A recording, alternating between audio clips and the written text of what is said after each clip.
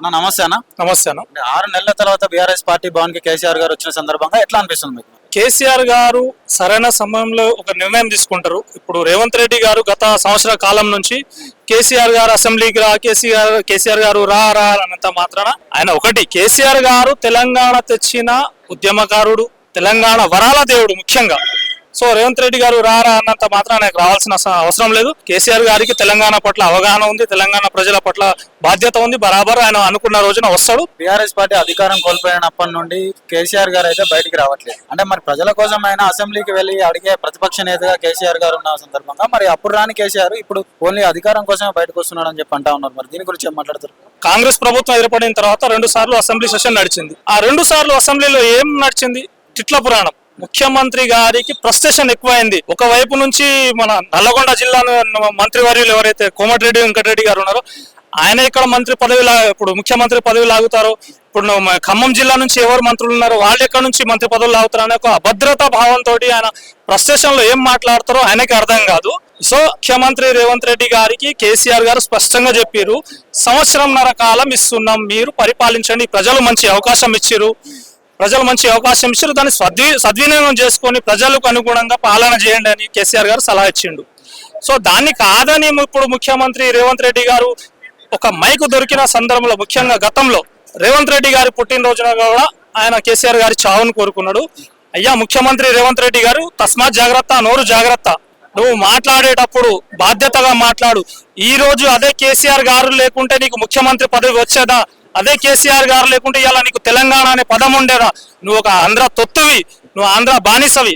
నువ్వు కేసీఆర్ గారి గురించి మాట్లాడేటప్పుడు జాగ్రత్తగా మాట్లాడాలి. ఒకవేళ నిజంగా కాంగ్రెస్ పార్టీ పథకాల విషయంలో విఫలమైతే అంటే కేసీఆర్ గారు ప్రతిపక్ష నేతగా ముందుకొచ్చి సలహాలు సూచనలు ఇవ్వాలి కదా, మరి ఎందుకు ఇవ్వట్లేదు అంటారు? ఒకటి, ఇప్పుడు ఏదైతే ఎన్నికలప్పుడు ఏవైతే కాంగ్రెస్ ప్రభుత్వం హామీలు ఇచ్చిందో 6 గ్యారంటీలు 420 హామీలు ఏవైతే ఉన్నాయో అందులో ఒక్క ఫ్రీ బస్సు తప్ప ఏ ఒక్క పథకం అమలు కాలేదు. రైతులకు 500 బోనస్ అన్నారు, అది మొత్తం అబద్ధం. గ్యాస్ బండకు 500 అన్నారు, అది కూడా అబద్ధం. ముఖ్యంగా రైతులకు రుణమాఫీ అయిందన్నారు. కొడంగల్లో చూసుకున్నాం, మరి ముఖ్యమంత్రి ఇప్పుడు రేవంత్ రెడ్డి గారి సొంత నియోజకవర్గం అయినటువంటి కొడంగల్ అయినా కానివ్వండి, ఆయన పుట్టిన ప్రదేశం ఏదైతే ఉందో కల్వకుర్తి అయినా కానీ, ఆ కల్వకుర్తి ప్రదేశంలో 100% రైతు రుణమాఫీ అయింది అనుకుంటే ఈ కండువా తీసి మేము కాంగ్రెస్ కండువా వేసుకోవడానికి సిద్ధంగా ఉన్నాం. సో ముఖ్యమంత్రి గారు మీరు ఏదైతే మాట్లాడుతున్నారో, మీరు ఎంత అబద్ధాలు ప్రచారం చేయాలని చూస్తున్నా కానీ తెలంగాణ ప్రజలు నమ్మే పరిస్థితుల్లో లేరు. ఈ రోజు తెలంగాణలో అరెకరం కోసం ఫోన్లు పట్టుకుని ఎదురు చూస్తున్నారు. రైతు బంధు ఎప్పుడు వస్తుందని. రైతు రుణమాఫీ అనేది ఒక 20% మాత్రమే అయింది. ముఖ్యంగా మీరు ఒక ముఖ్యమంత్రి పదవి హోదాలో ఉండి తెలంగాణలోని ఉన్న దేవుళ్ళ మీద అందరి మీద ఒట్లేసి మీరు అబద్ధం చెప్పారు. దానికి తగిన విధంగా తెలంగాణ ప్రజలు రాబోయే ఎన్నికల్లో శిక్ష వేయడం ఖాయం. 22,000 కోట్ల రుణమాఫీ చేశామని చెప్పేసి కాంగ్రెస్ పార్టీ చెప్తా ఉంది కదా, మరి దీనికి మీరేమో పడట్లేదు అది అని చెప్తాను అన్న. 22,000 కోట్లు అనేది ఇప్పుడు కాంగ్రెస్ నాయకుల జేబుల్లోకే పోతున్నాయి కానీ రైతుల ఖాతాలోకి రావడం లేదు. మీరు తెలంగాణ రాష్ట్రంలోని 33 జిల్లాలు, ఏ జిల్లాలో, ఏ గ్రామంలో, ఏ మండలంలోకి వెళ్ళినా కానీ రైతు భరోసా, రైతు బంధు, రైతు రుణమాఫీ ఏదైతే ఉందో అది ప్రజలకు వస్తలేదు. ఈ ముఖ్యంగా 6-7 ఎవరైతే మంత్రివర్గం ఉన్నారో ఆ మంత్రివర్గం జేబుల్లోకే పోతున్నాయి. ముఖ్యంగా ఖమ్మం జిల్లాకు ఎక్కువ పోతున్నాయని 22,000 కోట్ల నుంచి ఎక్కువగా ఖమ్మం జిల్లాకు పోతున్నాయని మాకు తెలిసిన సమాచారం. కాంగ్రెస్ పార్టీలో బీఆర్ఎస్ పార్టీ విలీనం కాబోతున్నందుకే ఇప్పుడు కేసీఆర్ గారి విస్తృత స్థాయి సమావేశం ఏర్పాటు చేశారని చెప్పేసి అంటా ఉన్నారు. దీనిపై ఏం మాట్లాడతారన్న? అన్న, ఇది అధికార పక్షం ఏంటంటే కేసీఆర్ గారికి వస్తున్న ఆ ఆదరణను చూసి ఓర్చుకోలేక సరే బురద జల్లడం అనేది కామన్, రాజకీయాలలో కామన్.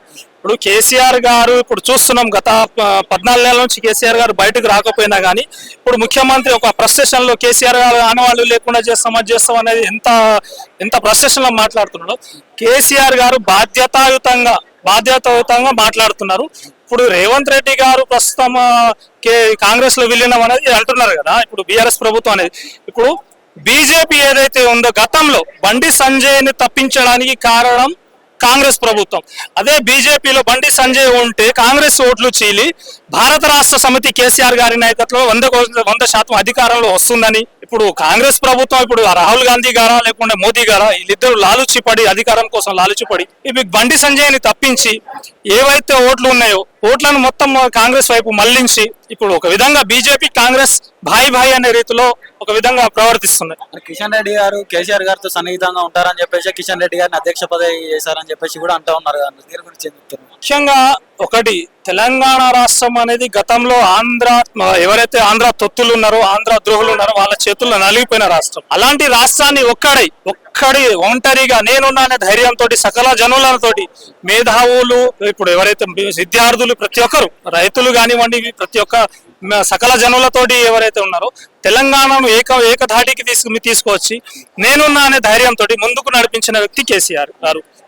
అలాంటి కేసీఆర్ గారిని విమర్శ చేసే వాళ్ళు చాలా విమర్శ చేస్తుంటారు. తెలంగాణ ప్రజలు ప్రతి ఒక్కటి గమనిస్తున్నారు.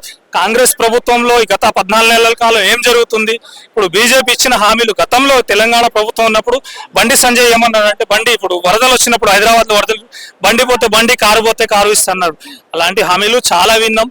సో బీజేపీని కానివ్వండి, కాంగ్రెస్ ప్రభుత్వాన్ని కానీ ఈ రోజు ప్రజలు నమ్మే పరిస్థితుల్లో లేరు. సో ఈ విస్తృత స్థాయి సమావేశం తర్వాత బీఆర్ఎస్ పార్టీ కార్యాచరణ ఏ విధంగా ఉండబోతుంది? ముఖ్యంగా ఈ కాంగ్రెస్ ప్రభుత్వం ఏవైతే 6 గ్యారెంటీలు 420 హామీలు ఇచ్చిందో దాని మీద ముఖ్యంగా మన కేటీఆర్ అన్న, మన బాపు కేసీఆర్ గారు దాని గురించి ప్రత్యేకంగా మాట్లాడతారు, దాని మీద పోరాటం చేస్తారు. మా బీఆర్ఎస్ పార్టీ కార్యకర్తలకు, నాయకులకు దిశ నిర్దేశం ఒకటి సూచిస్తారు. కేసీఆర్ గారు నిర్దేశించిన దాన్ని బట్టి మేము దాన్ని ముందుకు తీసుకెళ్తాం. గత కాంగ్రెస్ ప్రభుత్వం ఏదైతే వైఫల్యాలు చెందిందో, 6 గ్యారెంటీల మీద వైఫల్యం చెందిందో దాని మీద మేము ప్రజల్లోకి వెళ్తాం. కాంగ్రెస్ ప్రభుత్వం ఇచ్చిన హామీల మీద, ప్రభుత్వం మీద నిలదీస్తాం కాంగ్రెస్ ప్రభుత్వాన్ని. నమస్తే అన్న. నమస్తే.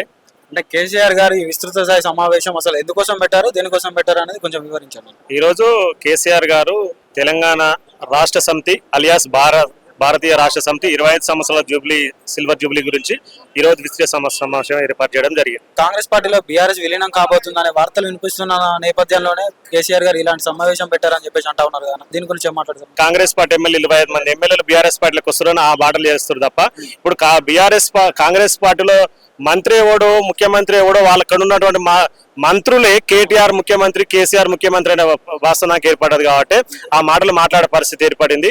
ఏ రోజైనా కూడా బీఆర్ఎస్ పార్టీ స్ట్రాంగ్ గా తెలంగాణ రాష్ట్రంలో 3వ ముఖ్యమంత్రి గారు కాబోతున్నారు. అదే విధంగా రాబోయే రోజులలో ప్రభుత్వం పడిపోయిన ఆశ్చర్యం కూడా లేదు. కాబట్టి వాళ్ళ దిమాగ్ ఖరాబ్ అయ్యి నిన్న జూపల్లి గారు చూసినట్టయితే కేటీఆర్ గారు ముఖ్యమంత్రి వర్ణించే సమయం వచ్చేసింది. అంటే బీఆర్ఎస్ పార్టీ వల్ల అభివృద్ధి జరుగుతుందని చెప్పేసి కాంగ్రెస్ పార్టీని తెచ్చుకున్నారని చెప్పేసి ప్రజలు అంటా ఉన్నారు. దీని గురించి సరే బ్రదర్, నేను ఏమంటున్నా, మేము 2 సార్లు తెలంగాణ రాష్ట్రం కోసం కొట్లాడిన ముఖ్యమంత్రి, ప్రస్తుత మాజీ ముఖ్యమంత్రి కేసీఆర్ గారు, మేము 2 సార్లు తెలంగాణ రాష్ట్రంలో చేసిన అభివృద్ధి పరంగా నచ్చకం మొత్తం మీద మీకు ముఖ్యమంత్రి పదవి కట్టబెట్టినప్పుడు 420 హామీలు 6 గ్యారెంటీలు మీరు ఎలక్షన్లలో డంబాచారం మోగించారు. కాబట్టి మీరు ఏం చేయాలి, ప్రజలకు ఇచ్చినటువంటి హామీలని 420 హామీలు 6 గ్యారెంటీలు నెరవేర్చమని కోరుకుంటున్నాం. మేమేం చేసినాం, ప్రజలు కోరుకుంటున్నట్టు మీరు ఇచ్చినట్టు హామీల మీద మీరు స్పందించమని చెప్పుకుంటున్నాం. 2000 పింఛన్ 4000 చేస్తామని చెప్పారు. మీరు ₹1,00,000 ఇస్తే 2 లక్షల రుణమాఫీ అన్నారు. రైతు బంధు మీరు 5,000 అంటే మీరు 7,000 అయిందన్నారు. మీరు యనమల రేవంత్ రెడ్డి గారు ఎగబెత్త రేవంత్ రెడ్డి అని మేము అంటున్నాం. దేనికంటే మీరు ఇచ్చిన దాంట్లో కటింగ్లు పెట్టుకుని చేసారు తప్ప ఏ రోజు కూడా ఫుల్ సాటిస్ఫై చేయలేదు ప్రజల్ని. కాబట్టి మీరు రాబోయే రోజులలో కూడా రేపు స్థానిక సంస్థలలో మీరు మీ పాలనకు అర్ధరహితం, మీ 14 నెలల పాలనకు రేపు రాబోయే స్థానిక ఎలక్షన్లలో ఖచ్చితంగా మీరు బుద్ధి చెప్తారని చెప్పి తెలంగాణ ప్రజలు బుద్ధి చెప్తారని మేము బీఆర్ఎస్ పార్టీ స్పందిస్తున్నాం. నిజంగా కాంగ్రెస్ పార్టీ పథకాల విషయంలో విఫలమైతే ఒక ప్రతిపక్ష నేతగా కేసీఆర్ గారు అంటే సలహాలు సూచనలు ఇవ్వకుండా ఫామ్ హౌస్ లో ఎందుకుంటున్నారు? అరే ఫామ్ హౌస్ ఎవరు అని చెప్పినా అది వ్యవసాయ క్షేత్రం మాజీ ముఖ్యమంత్రి కేసీఆర్ గారు రీసెంట్ గా చెప్పారు, ఫామ్ హౌస్ అంటారు. మీరు రాండి, గడ్డపారాలు తీసుకొని రండి, అక్కడ ఉంది వ్యవసాయము చెప్పిండు. అలా టమాటాలు, పచ్చిమిర్చి అయి ఉంటుంది తప్ప ఏముండవాడ, మీరు రాండి అని చెప్పారు. మీకు ఎందుకు అంత భయం అవుతుంది? ఇప్పుడు అసెంబ్లీలో మా యొక్క వర్కింగ్ ప్రెసిడెంట్ కేటీఆర్ గారు ఉన్నారు, హరీష్ రావు గారు ఉన్నారు, మన మండలిలో కవితక్క గారు ఉన్నారు. వీళ్ళు మాట్లాడేది మీకు సరిపోవట్లేదా? ఎందుకు కేసీఆర్ తన్ని ఏమంటారు చూడు, దున్నపోతుని పిలిపించుకుని తన్నించుకోవడం అంటే ఇప్పుడు తన్నడానికి రెడీగా ఉండు, వాళ్ళే సరిపోవాలా? మీ కార్యకర్తలు తనడానికి సరిపోతలేవా? మీరు ఊర్లో పండి వాడిని ప్రజలే తనడానికి సిద్ధంగా ఉన్నారు. ఇంకంతకంటే ఎక్కువ ఏం కావాలి? మరి ఈ సమావేశం తర్వాత బీఆర్ఎస్ పార్టీ కార్యాచరణ ఏ విధంగా ఉండబోతున్నారు? ఇప్పుడు లోపల మీటింగ్ నడుస్తున్నది. ముఖ్యమంత్రి కేసీఆర్ గారు చైర్మన్లు ఉన్నారు, డిసిసి బ్యాంక్ చైర్మన్లు ఉన్నారు, మాజీ ఎమ్మెల్యేలు ఉన్నారు, మాజీ ఎంపీలు ఉన్నారు. వాళ్ళకు దిశానిర్దేశం చేస్తున్నారు. రేపు రాబోయే ఏప్రిల్ 27కు మాది పార్టీ పండుగ ఉన్నది. 20 సంవత్సరాలు సిల్వర్ జూబ్లీ ఎట్లా ఘనంగా చేయాలి, మన పార్టీ ప్రజలలోకి ఎలా వెళ్ళాలి? ఎందుకంటే ప్రజలు ఇప్పుడు తెలంగాణ బాగా చూస్తున్నారు, జనతా గారేజ్ లాగా చూస్తారు. కాబట్టి ప్రజలు మొత్తం ఆగమై, హైదరాబాద్ ప్రజలు ఆగమై, పింఛన్ లేక, రైతు బంధు లేక, రైతు బీమా లేక సార్ మేము ఆగమయ్యే పరిస్థితుల్లో మీరే మాకు ప్రజల తరపున కొట్లాడండి అని చెప్పేసి వస్తారు కాబట్టి దాన్ని మనం ఎట్లా సాటిస్ఫై చేయాలి, తెలంగాణ ప్రజలు ఎట్లా సాటిస్ఫై చేయాలి, మన ప్రభుత్వం మీద ఎట్లా స్పందించాలని చెప్పేసి ఈ రోజు మీటింగ్ జరుగుతున్నది. సార్ బయటకు వెళ్ళిన తర్వాత వివరణ ఇస్తారు. కాబట్టి ఈ యొక్క రేపు రాబోయే స్థానిక సంస్థ ఎలక్షన్ లో కర్ర కాల్చి వాత పెట్టే పరిస్థితులు రెడీగా ఉన్నాయి. కాబట్టి ఇంకోటి కూడా చెప్తున్నాం బ్రదర్, ఇది గట్టిగా చేసుకోవాలి. మీరు 42% డిక్లరేషన్ చేసిన తర్వాత చట్టబద్ధ చేసిన తర్వాతనే స్థానిక ఎలక్షన్లు పోవాలి. కాదు కూడా మేము పార్టీ పరంగానే ఇస్తామని వేయరు అనుకో. మేము ఆల్రెడీ గతంలో 2019 ఎలక్షన్ లో 50% పార్టీ పరంగా ఇచ్చినాం. మేము బీసీలకే పెద్దపీట వేసినాం, ఎంపీలలో పెద్దపీట వేసినాం. ఇప్పుడు ఉన్నటువంటి శాసన మండలి సభ్యులు కూడా బీసీలకే ఇచ్చినాం. మేము గతంలో చాలా మంది బీసీలకు ఇచ్చినాం. బీసీలకు పెద్దపీట వేసినటువంటి బీఆర్ఎస్ పార్టీకి రాబోయే స్థానిక ఎలక్షన్లలో ఎంపీటీసీ కావచ్చు, సర్పంచ్ కావచ్చు, జెడ్పీటీసీ కావచ్చు చాలా సీట్లు గెలిపించేసి ఖచ్చితంగా 33 జిల్లాలో జెడ్పీ చైర్మన్లు కూడా కైవసం చేసుకునే విధంగా పార్టీ కార్యకర్తలు కానీ, ఉద్యమకారులు కానీ, మహిళలు కానీ అందరం పనిచేస్తామని చెప్పేసి ఏ ఒక్కరు కూడా పుట్టిన పిల్లగాని కాంచాలి చచ్చిపోయే ముసలమ్మ వరకు కూడా ఎవరు కూడా కాంగ్రెస్ పార్టీలో సాటిస్ఫై లేరని చెప్పేసి ఈ సందర్భంగా తెలియజేస్తున్నాం. ఒకటన్నా ప్రజలు మళ్ళీ బీఆర్ఎస్ పార్టీనే కోరుకుంటున్నారని చెప్పేసి మీరు అంటా ఉన్నారు. అంటే మరి బీఆర్ఎస్ పార్టీ ఎమ్మెల్సీ ఎన్నికల్లో ఎందుకు పోటీ చేయట్లేదు అనుకోవచ్చు? బీఆర్ఎస్ పార్టీ ఎమ్మెల్సీలలో ఎందుకు పోటీ చేయాలని చెప్పేసి మేము అంతర్గత పార్టీ విషయాలండి. ఇప్పుడు మేము ఏమంటున్నాం, మీరు గెలవమనే చెప్తున్నాం. మీరు ఎట్లా గెలువరి అంటే పట్టభద్రులు బీఆర్ఎస్ పార్టీని నమ్మే పరిస్థితి లేదంటారా? పట్టభద్రులు బీఆర్ఎస్ పార్టీ నమ్ముతారా లేదని చెప్పి గత ఎలక్షన్ లో చూసారు. మీరు పట్టభద్రులు కూడా రేపు స్థానిక ఎలక్షన్ లో వారు కూడా ఓటర్గా లోకల్ గా రేపు స్థానిక ఎలక్షన్ లో చూడండి, రేపు రాబోయే ఏ ఎలక్షన్ అయినా చూడండి. రేపు మేము ఏమంటున్నాం, మీకు దమ్ముంటే ఆ 10 మంది ఎమ్మెల్యేలు రేపు మాపో రాజీనామాగా రెడీగా ఉన్నామని చెప్తున్నాం. బై ఎలక్షన్ లో పోదాం. బై ఎలక్షన్ లో మీ తీసుకున్న ఎమ్మెల్యే 10 మంది ఉన్నారుగా, రాజీనామా చెప్పి ప్రజల స్పందన ఎలా ఉంది అప్పుడు తెలుస్తుంది. ఈ పట్టభద్రులు ఆ బదులు ఈ బదులు వదిలేసేరి ప్రజలతోనే తెలుసుకుందామని చెప్తున్నాం కదా. ప్రజలతోనే తెలుసుకుందాం, ప్రజా సంక్షేమంలో తెలుసుకుందాం. మీ అవినీతి పరుడు రేవంత్ రెడ్డి ఖచ్చితంగా మీరు చెప్పినటువంటి మాటలకు కట్టుబడి ఉండాలి. 6 గ్యారెంటీలు నెరవేర్చేంత వరకు మా పార్టీ నాయకత్వం కూడా మా పార్టీ క్యాడర్ కూడా మీ అంట వర్తనే ఉంటుందని చెప్పి సందర్భంగా తెలియజేసుకుంటున్నాం. అంటే బీఆర్ఎస్ పార్టీ నుండి వెళ్ళిన 10 మంది ఎమ్మెల్యేపై వేటుపడే అవకాశం ఉందంట? 100% వేటు పడుతుంది. ఇప్పుడు కోర్టులో జరుగుతున్న అంశం. ఆ 100% రావాలి. ఇంకా 2-3 లేట్ ఉంది. ఖచ్చితంగా మా పార్టీ లీగల్ అడ్వైజర్ కానీ, లీగల్ అడ్వకేట్ కానీ కొట్లాడుతూనే ఉన్నారు. 100% వేటు పడుతుందని చెప్పేసి మేము బలంగా కోరుకుంటున్నాం. వేటు పడితే 10 మంది ఎమ్మెల్యేలు బీఆర్ఎస్ పార్టీ ఎమ్మెల్యేలు స్ట్రాంగ్ గా ఉన్నారు. ప్రజలు కోరుకుంటున్నారు. కాంగ్రెస్ పార్టీ వచ్చిన కాడికి ప్రజలు ఏ రోజు కూడా 14 నెలలలో ఏ రోజు కూడా సాటిస్ఫై గా లేరని చెప్పేసి సందర్భంగా తెలియజేసుకుంటున్నాం.